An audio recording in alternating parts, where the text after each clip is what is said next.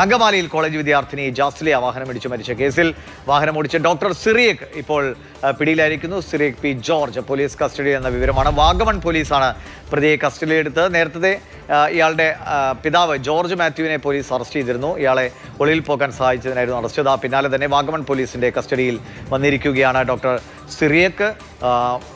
വളരെ ദാരുണമായൊരു സംഭവമായിരുന്നു ജാസ്ലിയ എന്ന 19-കാരിക്ക് ജീവൻ നഷ്ടമായത്. വാഹനം ഇടിച്ചു തെറിപ്പിച്ച ശേഷം ആ വാഹനം നിർത്താതെ പോവുകയാണ് ഉണ്ടായത്. ഇപ്പോൾ ജെയിൻ എസ് രാജു വിവരങ്ങളുമായിട്ട്. ജെയിൻ, എവിടെ ഒളിവിൽ കഴിയുകയായിരുന്നു? എങ്ങനെയാണ് വാഗമൺ പോലീസിന്റെ കയ്യിൽ ഇയാൾ പെട്ടത്? ഇയാൾ ഒളിവിൽ കഴിയുകയായിരുന്നു. വാഗമൺ പോലീസ് നടത്തിയ ഒരു സാധാരണ പരിശോധനയ്ക്കിടയിൽ ഇയാളെ കണ്ടപ്പോൾ സംശയം തോന്നുകയും കൂടുതൽ പരിശോധന നടത്തുകയും കൂടുതൽ അന്വേഷണം നടത്തുകയും ചോദ്യം ചെയ്യുകയും ചെയ്തതിന്റെ അടിസ്ഥാനത്തിലാണ് ഈ സിറിയക് പി ജോൺ ആണ് എന്ന് തിരിച്ചറിയുന്നത്. അതിന്റെ അടിസ്ഥാനത്തിൽ ഇയാളെ വാഗമൺ പോലീസ് ഇപ്പോൾ കസ്റ്റഡിയിൽ എടുത്തിട്ടുണ്ട്. ഇയാളുടെ അറസ്റ്റ് രേഖപ്പെടുത്തിയിട്ടില്ല. അങ്കമാലിയിൽ നിന്ന് പോലീസ് സംഘം എത്തിയതിനു ശേഷമോ അല്ലെങ്കിൽ അങ്കമാലി പോലീസിന് ഇയാളെ കൈമാറിയതിനു ശേഷം മാത്രമായിരിക്കും അറസ്റ്റ് ഉൾപ്പെടെയുള്ള നടപടികളിലേക്ക് കടക്കുക. എന്തായാലും വളരെ പോലീസിന്റെ ഭാഗത്തുനിന്ന് ഒരു കാര്യക്ഷമമായിട്ടുള്ള ഒരു പരിശോധന, പ്രത്യേകിച്ച് കോട്ടയം ഏറ്റവും പെട്ടെന്ന് രക്ഷപ്പെടാൻ അല്ലെങ്കിൽ ഒളിവിൽ കഴിയാൻ കഴിയുന്ന ഒരു മേഖലയായിരുന്നു വാഗമൺ. പക്ഷെ ആ രീതിയിലൊരു പരിശോധന ഈ വാഗമൺ കേന്ദ്രീകരിച്ച് നടന്നിട്ടില്ല എന്ന് വേണം മനസ്സിലാക്കാൻ. ആകസ്മികമായിട്ടാണ് ഇപ്പോൾ ഇയാൾ പിടിയിലായിരിക്കുന്നത്. റുട്ടീൻ പരിശോധന റിസോർട്ടിൽ നടക്കുന്നതിനിടയിൽ ഇയാളെ കാണുകയും ഇയാളെ ചോദ്യം ചെയ്യുകയും ചെയ്തപ്പോഴാണ് ഇത് സിറിയക് ജോൺ ആണെന്ന് മനസ്സിലാക്കുന്നത്. അതിന്റെ അടിസ്ഥാനത്തിലാണ് ഇപ്പോൾ പോലീസ് കസ്റ്റഡിയിൽ എടുത്തിരിക്കുന്നത്.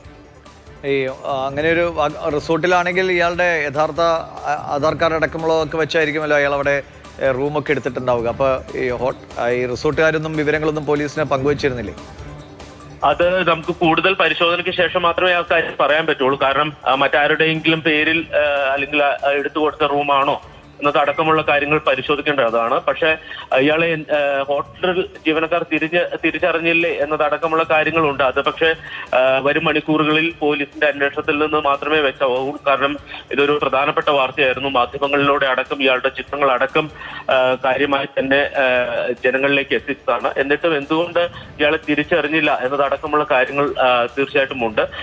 പിന്നെ ഈ തോട്ടം മേഖലയാണ്. അതുകൊണ്ട് തന്നെ പലപ്പോഴും തമിഴ് വംശജരായിട്ടുള്ള ജീവനക്കാരൊക്കെ ആണ് ഇത്തരം റിസോർട്ടുകളിലൊക്കെ ജോലി ചെയ്യുന്നത്. അതുകൊണ്ടാണോ ഇയാൾ തിരിച്ചറിയപ്പെടാതിരുന്നത് എന്നതടക്കമുള്ള കാര്യങ്ങൾ ഉണ്ട്. എന്തായാലും ഇയാൾ ഒളിവിൽ പാർക്കാൻ സഹായിച്ചത് അടക്കമുള്ള കാര്യങ്ങൾ ഈ കാര്യത്തിൽ അന്വേഷണ വിഷയം അല്ലെങ്കിൽ അന്വേഷണ വിധേയമാക്കേണ്ട ഒരു കാര്യം തന്നെയാണ്. എന്തായാലും കുടുംബം അടക്കം പോലീസിനെതിരെ ഒരു പരാതി ഉന്നയിച്ചിരുന്നു. അതായത് കൃത്യമായിട്ടുള്ള കാര്യക്ഷമമായിട്ടുള്ള അന്വേഷണം ഇക്കാര്യത്തിൽ ഈ പ്രതിക്ക് വേണ്ടി നടക്കുന്നില്ല എന്നതടക്കമുള്ള കാര്യങ്ങൾ ഉന്നയിച്ചിരുന്നു. അത് അവർ പരസ്യമായി മാധ്യമങ്ങൾക്ക് മുന്നിൽ പറയുകയും ചെയ്തതാണ്. എന്തായാലും ഇപ്പോൾ പോലീസിന്റെ പിടിയിൽ ഈ പ്രതിയായിട്ടുണ്ട്. പക്ഷെ അത് കാര്യക്ഷമമായിട്ടുള്ള അന്വേഷണത്തിന്റെ ഭാഗമായിട്ടല്ല, ആകസ്മികമായിട്ട് ഈ പ്രതി പിടിയിലാവുകയായിരുന്നു എന്നുള്ളതാണ്. എന്തായാലും പോലീസിന്റെ ഭാഗത്തുനിന്ന് ഒരു ജാഗ്രത, പ്രത്യേകിച്ച് ഇയാളെ കൊച്ചിയിലേക്ക് കൊണ്ടുവരും ജെയിൻ.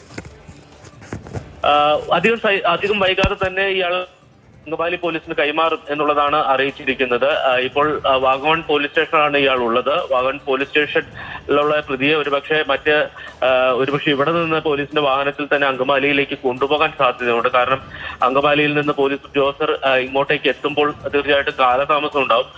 ഒരു 2-3 മണിക്കൂർ യാത്ര തന്നെ വേണ്ടിവരും. അതിന് പകരം ഈ പ്രോസസ്സ് വളരെ എളുപ്പത്തിലാക്കാൻ വേണ്ടി ഒരുപക്ഷെ വാഗമൺ പോലീസിന്റെ നേതൃത്വത്തിൽ തന്നെ ഈ പ്രതിയെ അങ്കമാലിയിലേക്ക് കൊണ്ടുപോയി യാത്രാമധ്യേ എവിടെയെങ്കിലും വെച്ചിട്ട് കൈമാറാനുള്ള സാധ്യതയുമുണ്ട്. എന്തായാലും ആ കാര്യങ്ങളിലൊക്കെ കുറച്ചുകൂടി വ്യക്തത വരേണ്ടതുണ്ട്. അല്പസമയം മുമ്പാണ് ഈ സിറിയക്ക് പിടിയിലായിരിക്കുന്നത്. വളരെ ദാരുണമായിട്ടുള്ള ഒരു സംഭവമായിരുന്നു, ഒരു അപകടമായിരുന്നു. തീർച്ചയായും കഴിഞ്ഞ 28-ന് വൈകിട്ടാണ് ഇങ്ങനെ ഒരു അപകടമുണ്ടായത്. ഇടിച്ച് തെറിപ്പിക്കുകയാണ്. ദൃശ്യങ്ങളിൽ നമ്മൾ മാസ്ക് ചെയ്തിട്ടുണ്ടെങ്കിലും കാണാം. ആ പെൺകുട്ടി ജാസ്ലിയ എന്ന 19-കാരി ഇടിച്ച് റോഡിലൂടെ നിരങ്ങി എത്രയോ മീറ്ററുകൾ ദൂരേക്ക് പോയിരുന്നു. പക്ഷെ ആ വാഹനം ഒന്ന് നിർത്താനോ അവരെ ആശുപത്രിയിലേക്ക് കൊണ്ടുപോകാനോ ഈ ഡോക്ടർ സിറിയക്ക് തയ്യാറായില്ല.